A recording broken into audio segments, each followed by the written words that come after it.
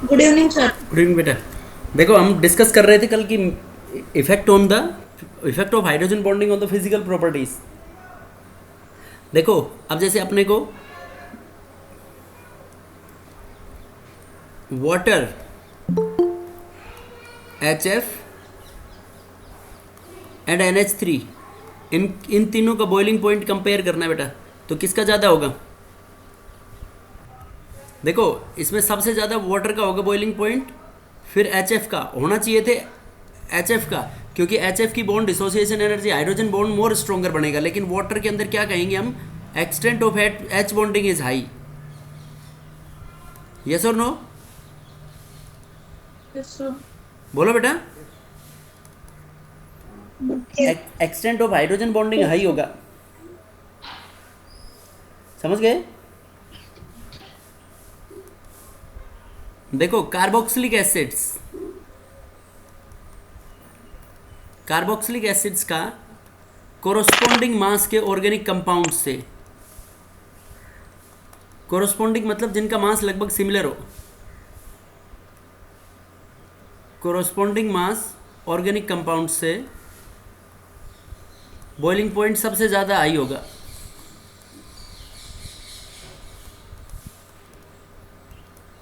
BP is highest carboxylic acids का। तो उसका वही आएगा बेटा, due to intermolecular hydrogen bonding, because intermolecular hydrogen की बॉन्डिंग की वजह से डाई एसिड डाइमर्स बन जाएंगे। डाइमर मतलब दो मॉलिक्यूल एसोसिएट हो जाएंगे बेटा आपस में। देखो कैसे, जैसे ये CH3 है, एसिटिक एसिड जानते हो ना, CH3COH। तो देखो ये जो H है, ये अगले वाले HO C डबल बॉन्ड हो CH3COH। देखो इस तरीके से हाइड्रोजन बॉन्ड्स बना लेगा बेटा। ये क्या हो जाएंगे बेटा, इसमें दो मॉलिक्यूल। देखो इसका मास, तो इसका मास लगभग डबल हो गया ना। देखो एक यस सर। कार्बोक्सिलिक एसिड का मास 60 है, तो 60 इसका हो गया, 60 इसका हो गया, तो मोलिकुलर मास 120 हो गया ना। Yes sir. और ये Yes, दो sir. दो एसिड के मॉलिक्यूल जुड़ जाते हैं, इसलिए हम इनको बोलते हैं acid dimers. These acid dimers are formed as a result of hydrogen bonding। समझ गए बेटा? Yes Yes, sir. sir. Any doubt? No, sir. No sir.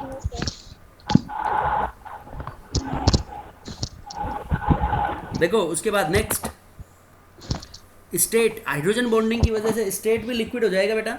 जैसे वाटर, हम बोले वाटर तो लिक्विड है, वाटर रूम टेम्परेचर के ऊपर लिक्विड स्टेट में एग्जिस्ट करता है ना।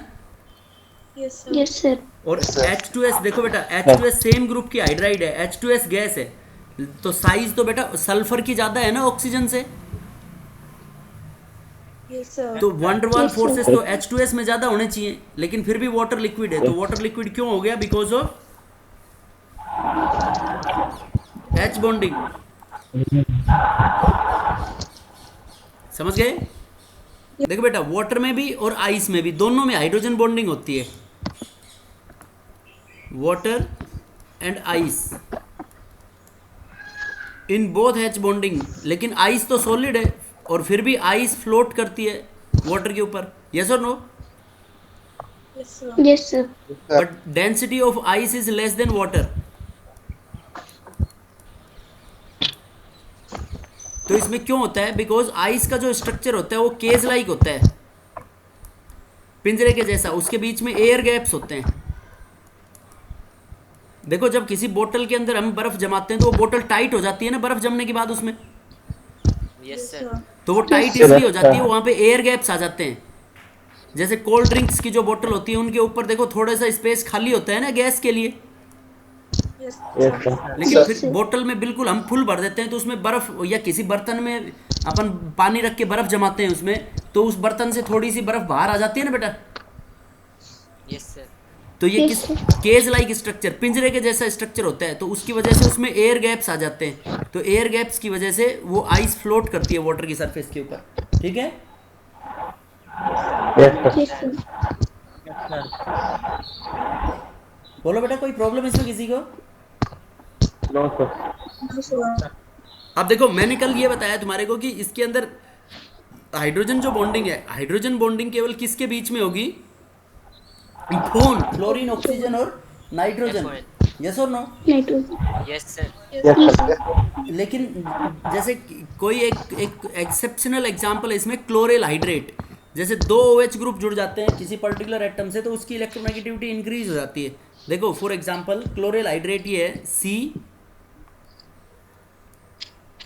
ये कार्बन है यहाँ पे Cl Cl Cl और इस C से H OH। देखो दो OH जुड़ गए ना इस C से, तो ये दो OH जुड़ जाते हैं तो ये अनस्टेबल मॉलिक्यूल होता है दो OH। लेकिन ये स्टेबल इसलिए बन जाता है क्योंकि यहाँ पे ऐसे क्लोरेल के साथ ऐसे हाइड्रोजन बॉन्ड सेटअप बन जाते हैं। इसको बोलते हैं हम क्लोरेल हाइड्रेट। क्लोरेल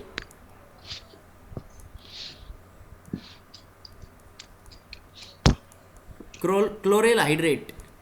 तो ये क्लोरेल हाइड्रेट स्टेबल है बिकॉज ऑफ H बॉन्डिंग। वरना क्या होता है, एक कार्बन के ऊपर दो OH ग्रुप होते हैं तो वो अनस्टेबल होता है, हिंड्रेंस की वजह से अनस्टेबल होता है, तो उसमें से वाटर मॉलिक्यूल बाहर निकल जाता है बेटा। लेकिन ये यहाँ पे मोर स्टेबल है, तो क्यों है? Because of hydrogen bonding. Hydrogen bond बना लेता है ये इसके साथ, समझ गए? Yes sir.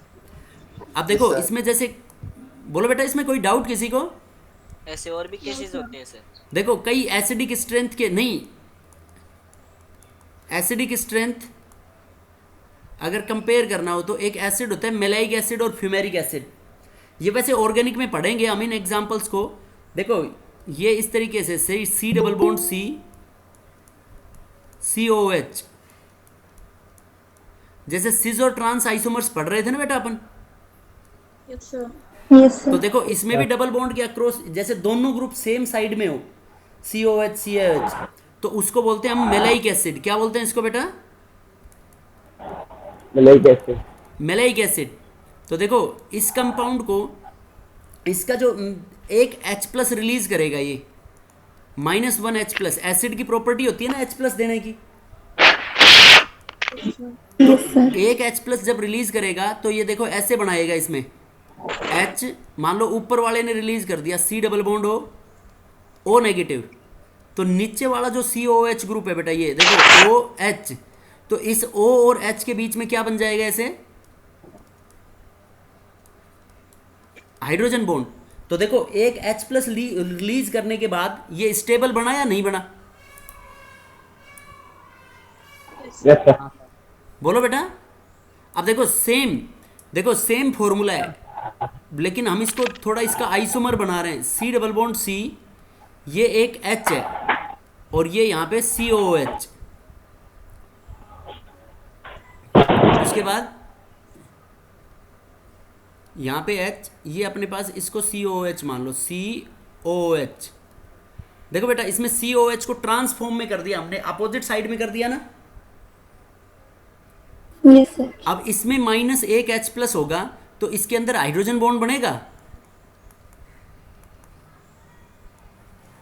No H bond. देखो ऐसे बनेगा ये C डबल बॉन्ड C, एक कोई सी भी साइड का H माइनस बाहर निकाल दिया, COO नेगेटिव।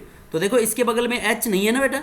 अब ये H मत बताना तुम, क्योंकि ये H तो फोन में से किसी के साथ थोड़ी बॉन्डेड है। जिस H के साथ हाइड्रोजन बॉन्ड बनाएगा वो फोन में से कोई एलिमेंट के साथ बॉन्डेड होना चाहिए। तो देखो इसके अंदर ये लेस स्टेबल होगा, यहाँ पे नो हाइड्रोजन बॉन्डिंग। तो इसका जो डिसोसिएशन कांस्टेंट होता है, कोई भी एसिड कितना स्ट्रॉन्ग होता है वो उस इक्विलिब्रियम में पढ़ेंगे हम, उसकी डिसोसिएशन कांस्टेंट की वैल्यू की टर्म्स में लेते हैं।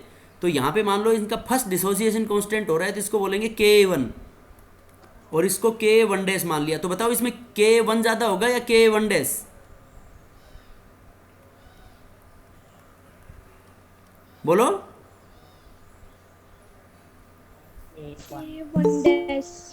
K1 ज़्यादा होगा बेटा, क्योंकि 1 में तो एक H प्लस देने के बाद मोर स्टेबल नहीं बन रहा है वो।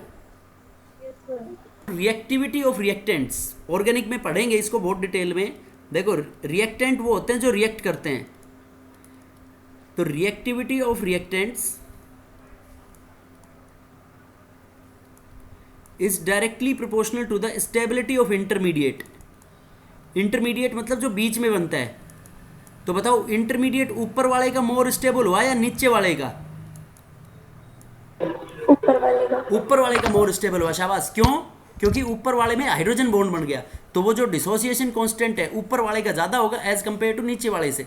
तो एसिडिक स्ट्रेंथ हम क्या कह सकते हैं, मेलाइक एसिड ज़्यादा एसिडिक होगा, ये होता है फ्यूमेरिक एसिड।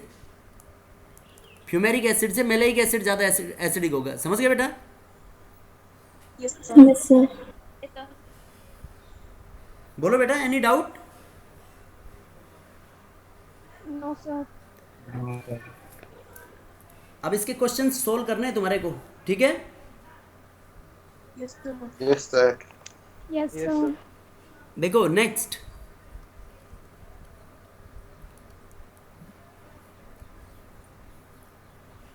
देखो अपन ने आयनिक कंपाउंड्स में एक टर्म पढ़ी थी, लैटिस एनर्जी। लैटिस एनर्जी पढ़ी थी ना, it is the amount of energy release during formation of 1 mole of crystal lattice. Yes और no? Yes, sir. It is the amount of energy release during formation of 1 mole of crystal lattice, उसको क्या बोलते हैं हम? Lattice energy. या it is the amount of energy required to break 1 mole of compound. 1 mole ionic compound को break करने के लिए जो रिक्वायर्ड एनर्जी होगी उसको हम लैटिस एनर्जी बोल सकते हैं। Yes, sir. बोलो बेटा। अब देखो इसको कैसे रिलेट करेंगे हम, देखो लैटिस एनर्जी को और इससे, तो यहाँ पे लैटिस एनर्जी को U से रिप्रेजेंट करेंगे। देखो कोई भी आयनिक कंपाउंड, जैसे NaCl के बीच में फॉर्मेशन को पढ़ते हैं हम आयनिक कंपाउंड, तो NaCl में अपने पास Na है सॉलिड स्टेट के अंदर, और Cl2 है गैसियस स्टेट में। तो देखो सॉलिड को जब गैसियस स्टेट में बदलेंगे पहले हम, तो Na गैसियस बनेगा, तो उसके लिए जो रिक्वायर्ड एनर्जी होगी उसको क्या बोलेंगे हम? Sublimation enthalpy. सॉलिड को जब गैस में बदलते हैं तो उसको सब्लिमेशन एनर्जी बोलते हैं ना। Yes, sir. अब देखो Cl2 का एक एटम चाहिए अपने को NaCl बनाने के लिए, ये थर्मोडायनेमिक्स का पार्ट है बेटा इसमें। तो ये Cl2 का एक एटम बनाना है, तो इसको हम कह सकते हैं half of bond dissociation enthalpy, मतलब बॉन्ड को तोड़ने के लिए रिक्वायर्ड एनर्जी। तो क्लोरीन का एक एटम बन जाएगा, नहीं बनेगा इससे अपने? Yes, sir. अब देखो गैसियस स्टेट में एटम इलेक्ट्रॉन्स लूज करते हैं, नहीं करते हैं? तो इलेक्ट्रॉन्स लूज करेंगे गैसियस स्टेट में, गैसियस स्टेट में एटम्स आइसोलेटेड हो जाएंगे ना बेटा, Yes, sir. तो उसको बोलेंगे आयनाइजेशन एनर्जी। तो आयनाइजेशन एनर्जी और आयनाइजेशन एंथैल्पी, Na प्लस एक इलेक्ट्रॉन लूज कर देगा, ये तो मेटल। और देखो नॉन मेटल इलेक्ट्रॉन गेन करता है, तो प्लस एक इलेक्ट्रॉन लेगा तो वो एनर्जी रिलीज करेगा, उसको बोलते हैं हम इलेक्ट्रॉन गेन एंथैल्पी। तो ये बन गया अपने पास Cl-। अब ये दोनों आयंस आपस में जुड़ के और क्या बना लेंगे? NaCl का क्रिस्टल लैटिस। तो NaCl का जब क्रिस्टल लैटिस बनेगा तो एनर्जी रिलीज करेंगे, तो उसको बोलेंगे हम लैटिस एंथैल्पी। ये क्या है? Lattice energy. समझ गए बेटा? Yes, sir. तो देखो Yes, sir. इस बात से Yes, sir. इनमें से कुछ चीजें हम क्या कह सकते हैं, लैटिस एनर्जी, जैसे ये कंपाउंड की स्टेबिलिटी डिपेंड करेगी लैटिस एनर्जी की टर्म्स में। देखो जितनी ज्यादा एनर्जी रिलीज करेगा तो वो कंपाउंड इतना स्टेबल होगा, आयनिक कंपाउंड।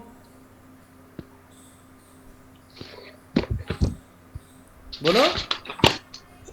रिपीट करना। देखो अपने को एक आयनिक कंपाउंड बनाना है, तो NaCl जो बना, तो देखो लैटिस एनर्जी को हम डिफाइन कैसे करते हैं कि it is the amount of energy released during formation of 1 mole of crystal lattice. मतलब 1 मोल क्रिस्टल लैटिस का बनता है, उसको बनाने के लिए जितनी एनर्जी रिलीज होगी उसको बोलते हैं हम लैटिस एनर्जी। ठीक है? Yes, sir. तो जितनी ज्यादा एनर्जी रिलीज होगी तो लैटिस इतना स्टेबल होगा ना बेटा। Yes, sir. बोलो। Yes, sir. तो देखो फेवरेबल कंडीशंस, इसकी फेवरेबल कंडीशंस क्या हुई लैटिस एनर्जी की मोर नेगेटिव होने की? आयनिक बॉन्ड बन रहा है इनके बीच में, तो उसकी फेवरेबल कंडीशंस में ये कह सकता हूं कि सब्लिमेशन एनर्जी कम होनी चाहिए। देखो sublimation enthalpy should be lower, तो लोअर होगी तो इजीली गैसियस स्टेट में बदल जाएगा ना वो metal. Yes, sir. Yes, sir. Ionisation energy भी क्या होनी चाहिए बेटा? लोअर होनी चाहिए, जल्दी इलेक्ट्रॉन लूज करेगा तो आयनिक कंपाउंड इजीली बनाएगा। Yes, sir. और देखो डिसोसिएशन एंथैल्पी नॉन मेटल को जो ब्रेक कर रहे हैं तो डिसोसिएशन एंथैल्पी भी कम होनी चाहिए, जल्दी से बॉन्ड टूट जाएगा तो इजीली आयनिक बॉन्ड बनाएगा। Yes, sir. और electron gain enthalpy more negative होनी चाहिए। देखो मोर नेगेटिव मतलब जो जितनी इजीली एनायन बनाएगा तो इतनी ज़्यादा रिलीज करेगा एनर्जी। तो ये जब ऐसा होगा तो ये ऐसा होगा तो यहाँ पे लैटिस एनर्जी जो होगी delta U H, lattice energy more energy will be released.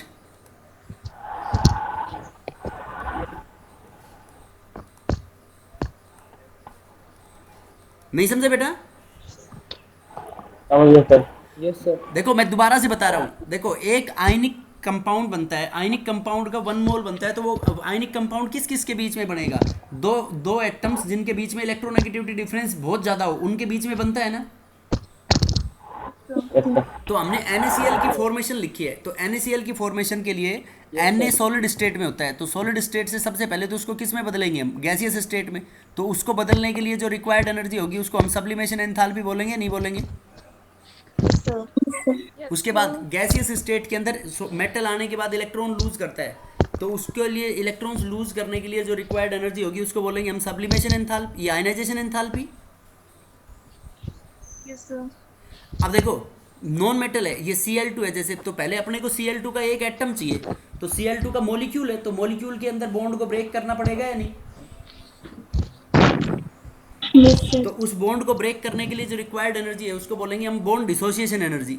समझ गए?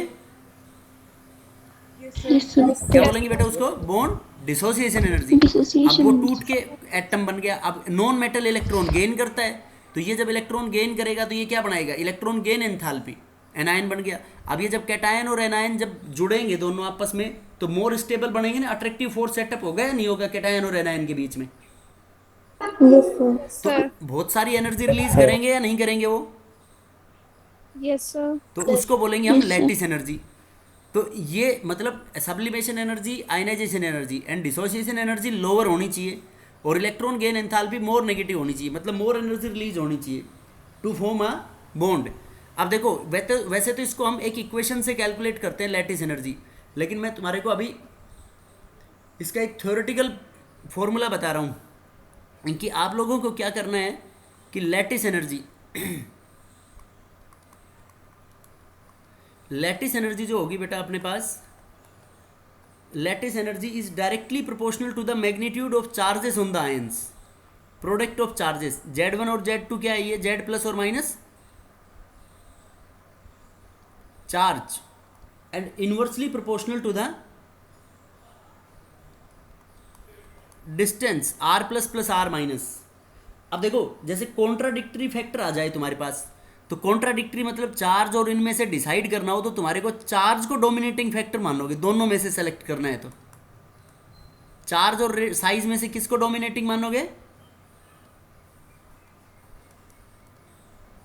बोलो बेटा। चार्ज को।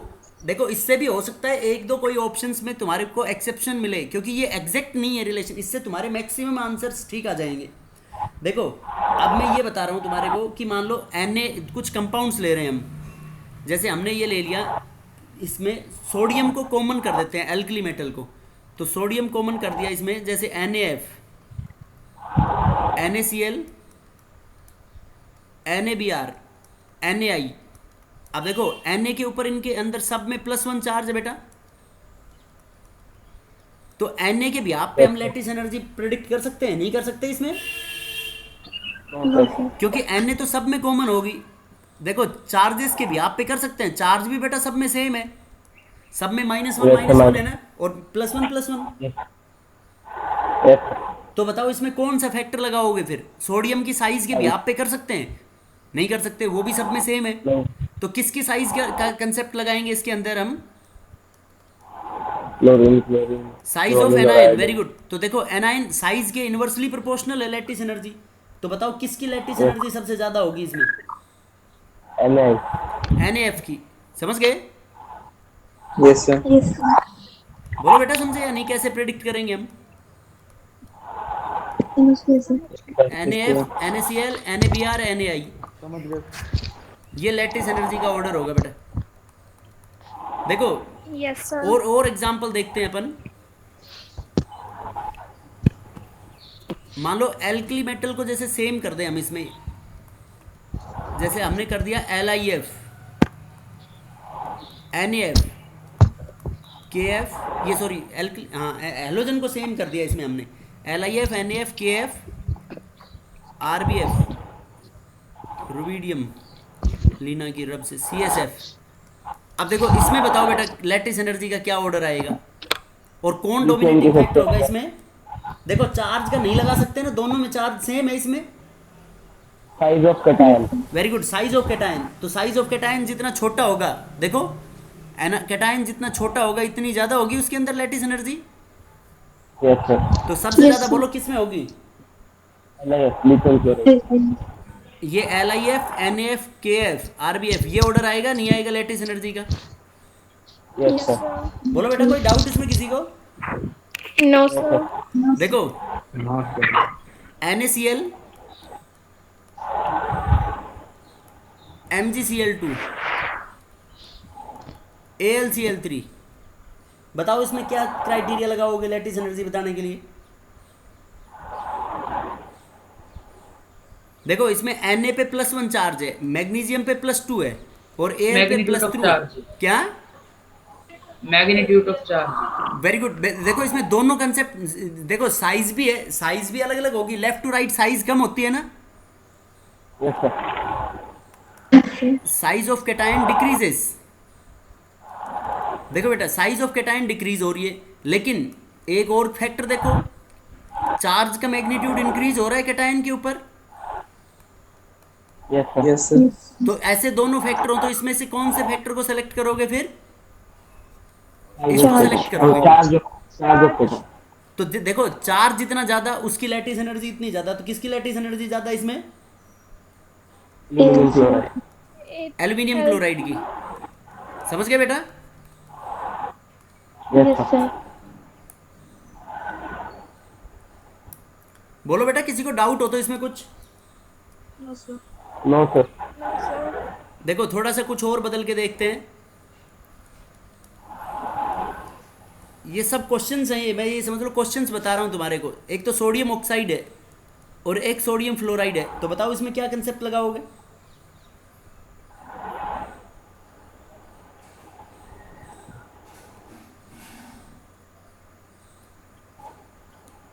बोलो बेटा। देखो इसमें एनायन के ऊपर -2 चार्ज है और इस पे -1 चार्ज है, Yes, sir. Yes, sir. तो ये हुआ या नहीं हुआ? Yes sir. Yes, sir. Yes. बोलो एनी डाउट? समझिए। No sir. देखो ऐसे ले लें, पोटेशियम आयोडाइड और पोटेशियम के बगल में कौन सा मेटल होता है? पोटेशियम, कैल्शियम, कैल्शियम ऑक्साइड ले लें, तो इनमें बताओ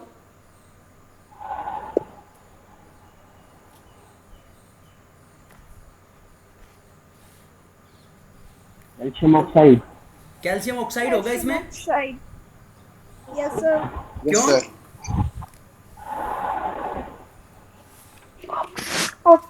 Developed. बताओ बेटा कैल्शियम ऑक्साइड क्यों होगा इसमें? देखो पोटेशियम, देखो पोटेशियम पे +1 चार्ज है और कैल्शियम पे +2 चार्ज है या नहीं है? Yes Yes, sir. sir. तो इसमें चार्ज का कंसेप्ट लगा सकते हैं। कैल्शियम ऑक्साइड की लैटिस एनर्जी क्या होगी? ज़्यादा होगी बेटा। बोलो इस यहाँ पे प्रिडिक्ट कर सकते हैं या नहीं? Yes, sir. Any doubt? No sir. No, sir. देखो ये तो था अपने पास लैटिस एनर्जी को ऐसे प्रिडिक्ट करने के लिए। अब उसके बाद देखो सोल्यूबिलिटी की बात करें हम, तो सोल्यूबिलिटी बताओ, कंपाउंड की सोल्यूबिलिटी किसके भी आप पे प्रिडिक्ट करेंगे हम?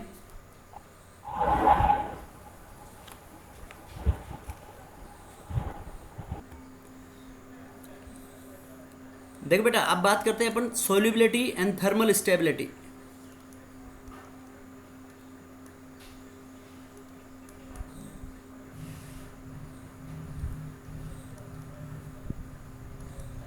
देखो एक बात बताओ, अगर तुम्हारे को LKG के बच्चे के साथ पूरे दिन कहें कि पूरे दिन पढ़ाई करो LKG के बच्चे के साथ क्लास में बैठ के, तो पढ़ लोगे?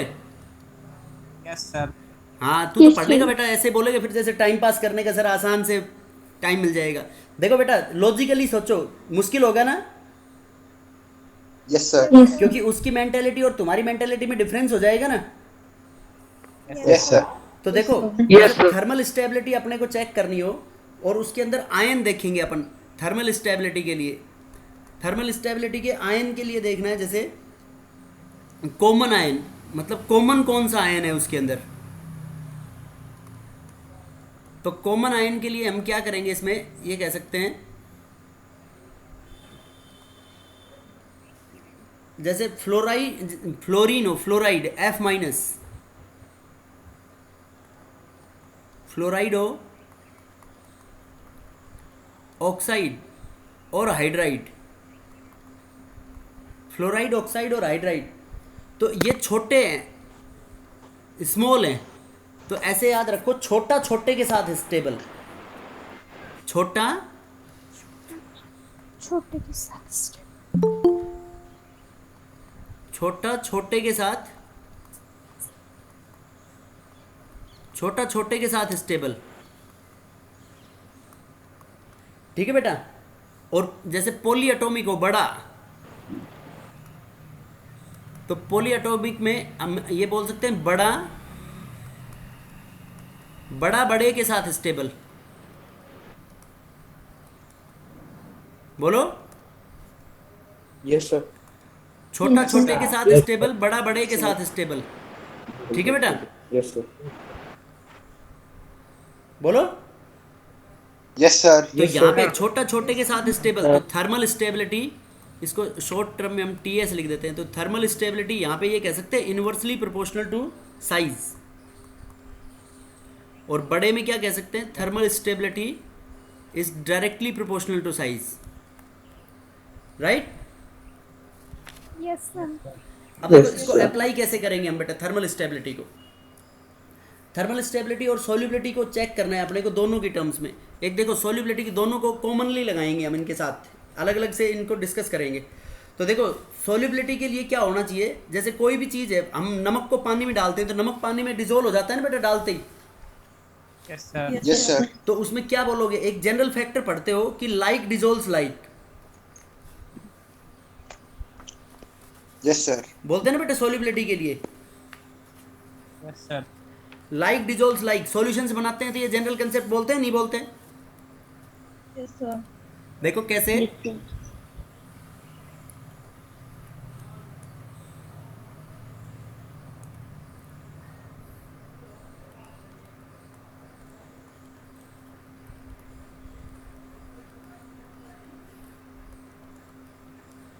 solubility like dissolves like। जैसे नेचर डिजोल्व होंगे जो कंपाउंड्स आपस में, उनमें लाइक डिजोल्व्स लाइक, एक जैसा एक जैसे में डिजोल्व होगा। अब देखो नमक जो है बेटा, अपन ने नमक को देखो पानी में डाला, NaCl प्लस H2O, तो नमक पानी में डिजोल्व हो जाता है इजीली। Yes sir. तो क्या होता है, जैसे electrostatic force of attraction between ions हम ऐसे एक्सप्रेस करते हैं 1/4 pi epsilon not into Q1 into Q2, ये दो चार्जेस हो गए upon R²। R² is the distance between the charges. अब ये एप्सिलॉन जो है इसको बोलते हैं परमिटिविटी। ये permittivity for free space, air के लिए है ये। This is the permittivity for air. और जैसे मीडियम हो, मीडियम फॉर एग्जांपल वाटर है, तो उसके लिए ये जो एप्सिलॉन की वैल्यू होगी बेटा, ये लगभग 81 होती है। तो देखो वाटर की 81 होगी, तो डिनोमिनेटर में 81 आ रहा है, तो वाटर जो आयन के बीच में इलेक्ट्रोस्टैटिक फोर्स ऑफ अट्रैक्शन है उनको 81 टाइम्स वीक कर देगा या नहीं? Yes sir. Yes sir. क्या करेगा, पानी नमक के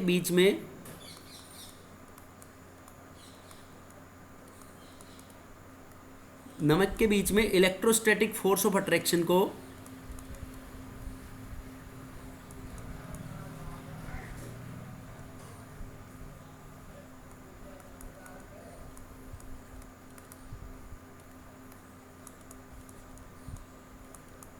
वन टाइम्स कम कर देगा। राइट।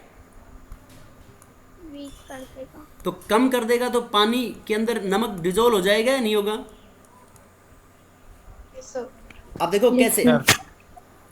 देखो बेटा, हम ये नमक है Na+, तो वाटर पोलर है। अब हमने डाइपोल मोमेंट, ये मैंने इसलिए इसको पहले छोड़ दिया था कि डाइपोल मोमेंट पढ़ाएंगे पहले आपको।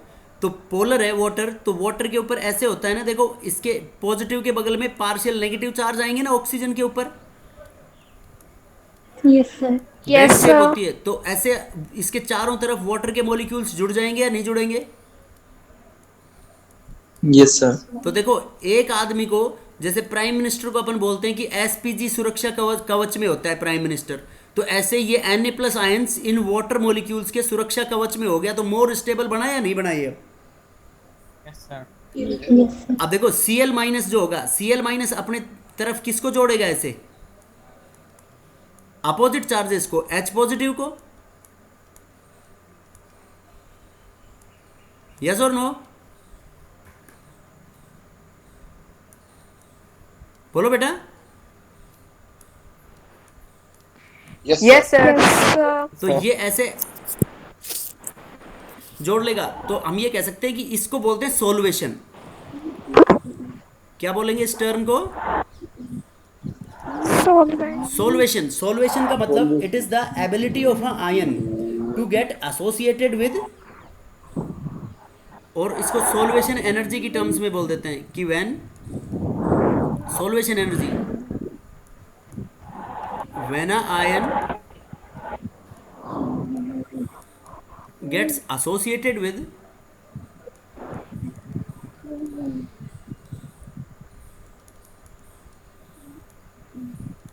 solvent molecules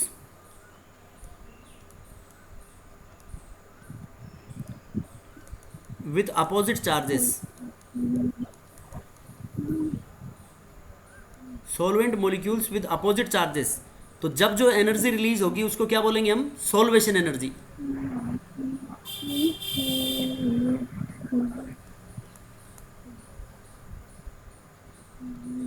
So energy released will be SE, solvation energy। ठीक है बेटा। अब देखो इसके अंदर, अब लैटिस एनर्जी भी पढ़ लिया तुमने और सोल्वेशन एनर्जी भी, तो इन दोनों को जब अगर हम कंबाइन करें तो सोल्यूबिलिटी में ये बोल सकता हूँ, सोल्यूबिलिटी इज डायरेक्टली प्रोपोर्शनल किसके होगी? हाइड्रेशन एनर्जी के और सोल्वेशन एनर्जी। इसको सोल्वेशन एनर्जी भी बोलते हैं। और सोलवेंट जब वाटर हो तो क्या बोल देंगे उसको? Hydration energy, He। तो देखो बेटा सोल्यूबिलिटी He के डायरेक्टली प्रोपोर्शनल होगी या नहीं होगी? Yes, sir. और Yes, sir. लैटिस एनर्जी, देखो लैटिस इतना स्टेबल होगा तो वो जल्दी से नहीं घुलेगा, तो लैटिस एनर्जी के इन्वर्सली प्रोपोर्शनल होगी सोल्यूबिलिटी। बोलो प्रेडिक्ट कर सकते हो नहीं इसके भी आप पे सोल्यूबिलिटी हम?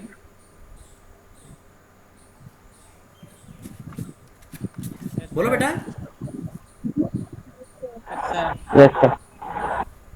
Yes, sir. Yes, sir. कर सकते हैं. देखो अब एग्जांपल्स देखते हैं हम इसमें, सोल्यूबिलिटी और थर्मल स्टेबिलिटी के दोनों, कि किसके भी आप पे अपन प्रेडिक्ट करेंगे इसमें कि कौन सा ज़्यादा सोल्यूबल होगा और कौन सा कम सोल्यूबल होगा। देखो जैसे उसमें था लैटिस एनर्जी के अंदर कि चार्ज और वो डोमिनेट हो रहे थे, तो इसके अंदर जैसे आयन कॉमन हो,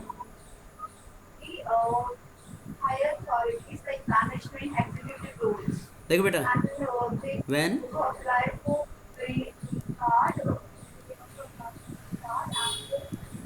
Li+ हो, Na+ आयन हो, और सेकंड ग्रुप का कैटायन हो Li+, Na+, और जो सेकंड ए ग्रुप के कोई भी कैटायंस हो, तो इनके अंदर और एनायन हो ऑक्साइड, फ्लोराइड और हाइड्रोक्साइड, तो इनके अंदर क्या होगा?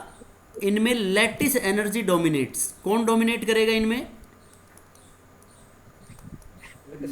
लैटिस एनर्जी डोमिनेट करेगा। और इनके अलावा जो बचेंगे रेस्ट जो आयंस बचेंगे उनके अंदर हाइड्रेशन एनर्जी और सोल्वेशन एनर्जी डोमिनेट्स। ये एक जनरल कंसेप्ट याद रखना है आपको कि मतलब अगर टूट जाएगा तो घुल जाएगा और नहीं टूटा तो नहीं घुलेगा।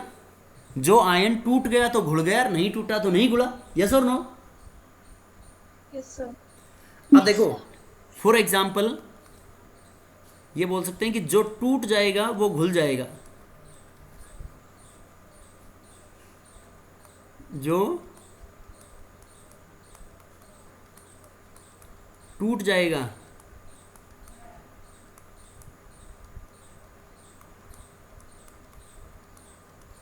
जो टूट जाएगा वह घुल जाएगा, एंड जो नहीं टूटा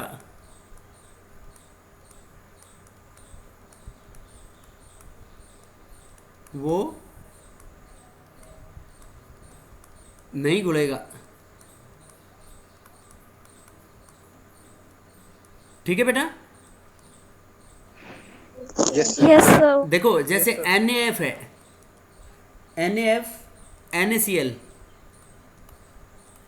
NaBr,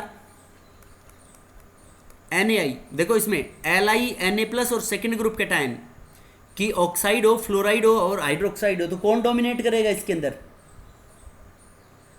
लैटिस एनर्जी। तो लैटिस एनर्जी सबसे ज्यादा NaF की होगी या नहीं होगी? ये ऑर्डर बताओ किसका आएगा? लैटिस एनर्जी का। तो लैटिस एनर्जी सोल्युबिलिटी के इनवर्सली प्रोपोर्शनल होती है, तो सोल्युबिलिटी के लिए ये ऑर्डर आ जाएगा नहीं आएगा बेटा? इसका उल्टा बोलो, Yes, sir. Yes, sir. बोलो समझ में आया नहीं आया? आ गया। Yes, sir. अब देखो और एग्जांपल्स इसके, Yes, sir. आ गया. जैसे हाइड्रोक्साइड ले लें, अपन अलग अलग ले रहे हैं इसमें, ये तो फ्लोराइड का हो गया।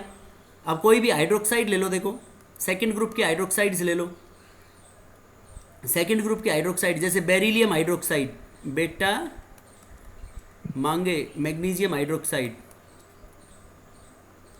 Car calcium hydroxide, scooter SR hydroxide and barium hydroxide. बताओ इसमें सोल्युबिलिटी का और लैटिस एनर्जी का ऑर्डर क्या आएगा? कौन डोमिनेट करेगा इसमें?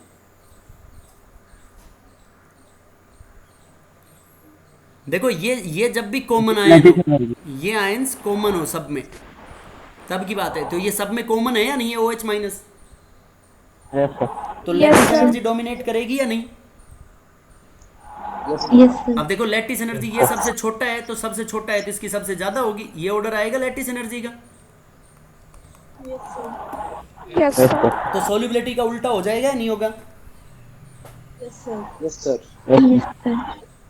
बोलो बेटा, सोल्युबिलिटी का क्या हो जाएगा? BOH होल ट्वाइस कि सबसे कम, फिर उसके बाद Magnesium है. MgOH whole twice. देखो ये तुमने देखा होगा, वो मिल्क ऑफ मैग्नीशिया आता है ना, एंटा एसिड, एसिडिटी में पीते हैं, Yes, sir. Yes, sir. Yes, sir. Yes, sir. Yes, sir. Yes, sir. वो घुलता नहीं है ना बेटा, Yes, sir. ऐसा विस्कस सा नहीं होता है, वो गाढ़ा गाढ़ा सा होता है ना liquid.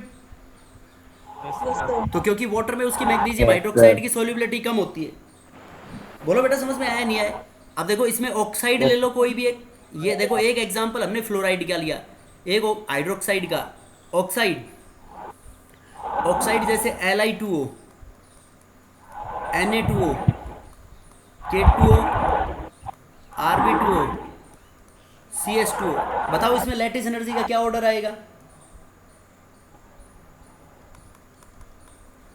Lattice energy dominant,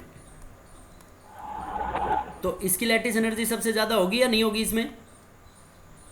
Lithium. Yes, sir. तो सोल्युबिलिटी क्या हो जाएगी? उल्टा इसका। Inversely proportional. Inversely proportional, Na2O, K2O, Rb2O, CS2O। ये सब क्वेश्चन है बेटा, सारे ये सीट में मिलेंगे तुम्हारे को, वर्कशीट में। तो यहाँ पे ये क्या हो गया इसका? सोल्युबिलिटी का और हाइड्रेशन एनर्जी। बोलो बच्चों समझ में आया नहीं आया? आगे sir. I guess, sir. अब देखो इनके अलावा और कोई भी आयन कॉमन हो, और कोई भी आयन कॉमन हो, तो हमने उसमें क्या बोला है, कौन डोमिनेट करेगा? Hydration energy. Hydration energy dominate करेगा। देखो जैसे कार्बोनेट आयन ले लें, सेकंड ग्रुप के कार्बोनेट आयन्स ले लिए, beryllium carbonate, magnesium carbonate, calcium carbonate, strontium carbonate, barium carbonate. बताओ बेटा इसमें कौन डोमिनेट करेगा? Hydration energy. Hydration energy. CO3 minus common हो गया इसमें, यस सर। तो हाइड्रेशन एनर्जी डोमिनेट्स। तो बताओ क्या आएगी इसमें सॉल्युबिलिटी? BeCO3 की हाईएस्ट रहेगी। Very good. BeCO3 की क्या आ जाएगी इसके अंदर? हाईएस्ट। हाईएस्ट। ये आएगा इसका ऑर्डर किसका? solubility, सॉल्युबिलिटी का। बोलो बेटा समझ में आया नहीं आया? yes आ गया sir, सर। Yes, sir. आ गया. आ गया सर। समझ गए? Yes, sir. yes sir, अगर सल्फेट ले लें तो सेम ऑर्डर आएगा या नहीं आएगा? Yes sir. Yes, sir. जैसे सल्फेट लेंगे तो क्या होगा उसके अंदर? हाइड्रेशन एनर्जी डोमिनेटिंग फैक्टर आएगा। Yes sir. Yes, yes sir. sir, तो देखो इसके अंदर एक ऐसे भी बोल सकते हैं इसको समझाने के लिए, जैसे बेरिलियम कार्बोनेट है, ये एनायन की जो साइज है यहाँ पे बहुत बड़ी है। जैसे कार्बोनेट हो गया, और क्या एग्जांपल ले लें अपन? Sulphate, nitrate etcetera. इनमें साइज ऑफ एनायन क्या है बेटा? Size of anion is large. Size of anion is large, hence it masks the cation।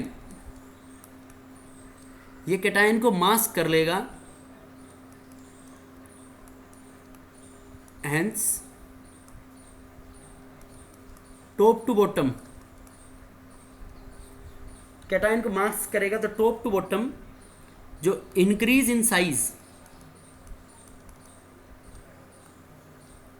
increase in size of cation does not make much material difference।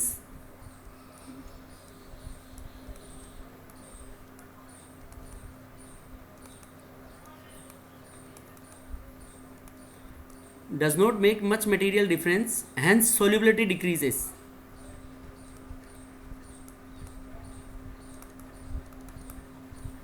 देखो cation anion इतना बड़ा है बेटा कि जो कैटायन की थोड़ी सी जो साइज में इंक्रीमेंट होगा वो उसको कवर कर लेगा, तो उसका इतना बड़ा इफेक्ट नहीं पड़ पाएगा, इसलिए सॉल्युबिलिटी क्या हो जाएगी? Top to bottom decreases. बोलो बेटा समझ में आया नहीं आया? yes sir, यस सर आ गया सर। आ गया, sir. अब जैसे अलग से थोड़ा सा देखो, डिफरेंट एग्जाम्पल लिख रहा हूं मैं। Caesium fluoride, caesium chloride, caesium bromide and caesium iodide. इसमें बताओ, देखो इसमें कौन सा फैक्टर डोमिनेटिंग होगा? देखो ना तो इसमें एनायन तो फ्लोरीन है इसमें, लेकिन अलग अलग हैं सारे, और कैटायन लिथियम और सोडियम नहीं है ना, फर्स्ट ग्रुप के लिथियम और सोडियम ही बताए मैंने। yes sir, तो देखो कौन सा फैक्टर डोमिनेटिंग होगा इसमें? Size of. बोलो बेटा। एनायन का फैक्टर होगा या नहीं होगा? कैटायन तो सब में सेम हो गया ना बेटा, यस yes सर। sir, तो एनायन Yes, की sir. Size decreases. एनायन की साइज देखो, ये इसका ऑर्डर आएगा नहीं आएगा सॉल्युबिलिटी का? अब देखो वही एलकेजी वाले बच्चे की बात ले लो, देखो यहाँ पे सीजियम भी बड़ा और आयोडीन भी बड़ा। अब ये देखो सीजियम तो है यहाँ पे बड़ा, बड़ा। और फ्लोरीन क्या है यहाँ पे? छोटा, छोटा। और यहाँ पे सीजियम और आयोडीन दोनों बड़े बड़े हैं, yes sir, तो बड़ा बड़े के साथ स्टेबल, छोटा छोटा बड़े के साथ अनस्टेबल होगा ना। ये अनस्टेबल होगा तो टूट जाएगा, तो टूट जाएगा तो घुल जाएगा। Yes sir. बोलो बेटा समझ में आया नहीं आया? आ गया यस सर। बोलो इसमें किसी को कोई डाउट हो तो? Yes, sir. No, sir. No, No, sir. sir. No sir. समझ गए? yes यस sir, सर। Yes sir. अरे बोलो बेटा। देखो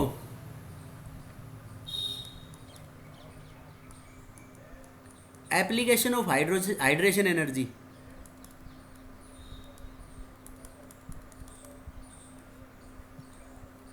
देखो एप्लीकेशंस ऑफ हाइड्रेशन एनर्जी, जैसे हाइड्रेशन का मतलब जितने ज़्यादा सोलवेंट मॉलिक्यूल्स के साथ जुड़ेगा तो इतनी साइज बड़ी हो जाएगी ना, effective size.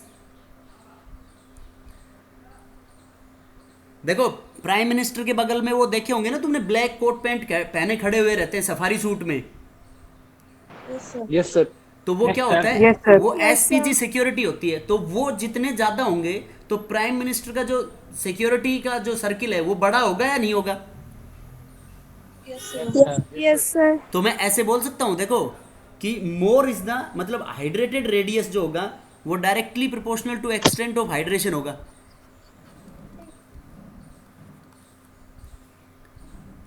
Hydrated radius is directly proportional to the extent of hydration.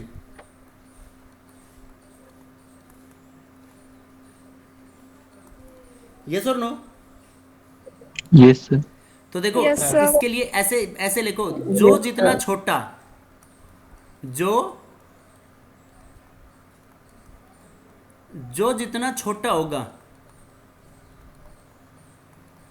जो जितना छोटा होगा पानी में इतना ही मोटा होगा। जो जितना छोटा पानी में इतना ही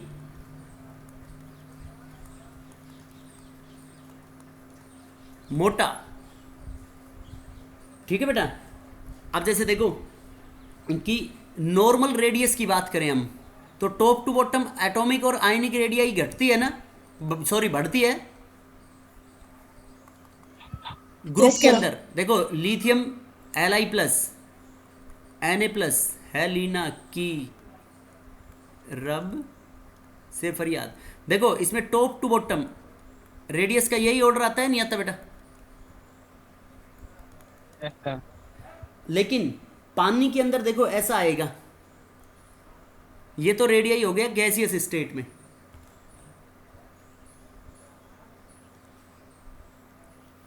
किस में है ये रेडियाई? Gaseous state. ठीक है, तो इसके अंदर क्या हो जाएगा, इसमें पानी में सबसे ज्यादा होगा Li प्लस, फिर उसके बाद Na plus, K plus, Rb plus, Cs plus. ये ऑर्डर किसके अंदर आएगा? एक्वस स्टेट में। देखो एक्वस स्टेट में सबसे बड़ा कौन होगा? लिथियम। नहीं समझे? लार्जेस्ट समझ गए। साइज, जो हाइड्रेटेड साइज होगी वो इसकी लार्जेस्ट होगी। बोलो। Yes, sir. Yes, sir. अब देखो अगर इसकी हम कंडक्टिविटी से बात करें तो देखो जितना मोटा कैटायन होगा उसकी कंडक्टिविटी इतनी कम होगी। बोलो, इलेक्ट्रोलाइट्स कंडक्ट करती है ना बेटा उनके एक्वस और मोल्टन स्टेट में। तो conductivity is inversely proportional to size.